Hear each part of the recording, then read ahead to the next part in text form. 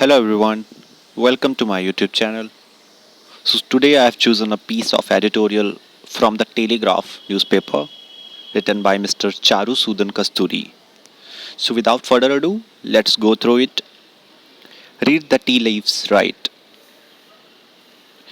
In these days of marks and quarantines, there seems little harm in your neighbors and friends maintaining some distance from you.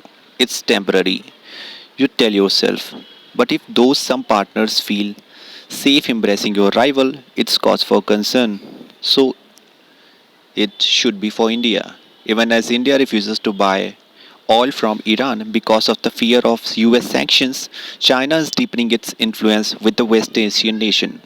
Beijing and Tehran are finalizing a $400 billion aid and investment package from China in exchange for subsidized Iranian oil for the next 25 years. This is a long term partnership that Beijing is investing in. And even before that pact is linked, Iran is flexing its muscles with India. It has announced that it is going ahead without India with a critical railroad connecting the Chabahar port that India is building to Jahedan on the Iran Afghanistan border. The rail line is vital for India to be able to use the port as a gateway into landlocked Afghanistan and Central Asia. But isn't it? But it is not just Iran. To India's north, Nepal is in churn. It is easy to get distracted by the claims of Nepal's Prime Minister KP Oli that Rama was born in the country. What's more serious is the new set of terrestrial claims that Nepal is making. In a new map approved under constitutional amendments brought in June, Nepal has insisted sovereignty over Lempadura, Lipulekh, and Kalapani, territories that India has for long seen as within its borders. New Delhi has protested diplomatically, but Kathmandu's current government, backed by an increasingly assertive Beijing, has refused to budge, even as Oli battles to remain in power in the face of internal opposition. Bangladesh to the east has similarly snubbed India's concerns over its proximity with China in recent days. While the India and Chinese militaries were locked in a tense standoff in Ladakh last month, Dhaka entered in a zero tariff trade deal with Beijing. And on Monday, Bangladesh allowed China to conduct human trials on one of its leading coronavirus vaccine candidates.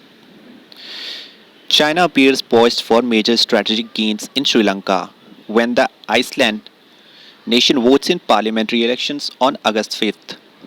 Chinese officials have in recent months held meetings with leaders of multiple major Sri Lankan parties, and President Gotabaya Rajapakse, who is seen as being close to Beijing, is a frontrunner in the election. As India's southern neighbor grappled with coronavirus crisis, China swiftly offered a $500 million loan. Rajapaksa thanked China by sending Sri Lankan tea to Beijing's embassy in Colombo. But it is India that needs to read the tea leaves. To be sure, no nation in the region or indeed the world views China as a true friend in need. In fact, China faces its own struggles with its neighbors, apart from countries like Japan, Taiwan, Vietnam, and the Philippines that have for long had disputes over the South Asian Sea with China. Even Myanmar has accused the nation of arming rebel groups in recent weeks. That only underscores just how much India risks missing a rare opportunity in the geopolitics of its neighborhood. China has lost goodwill because of the pandemic.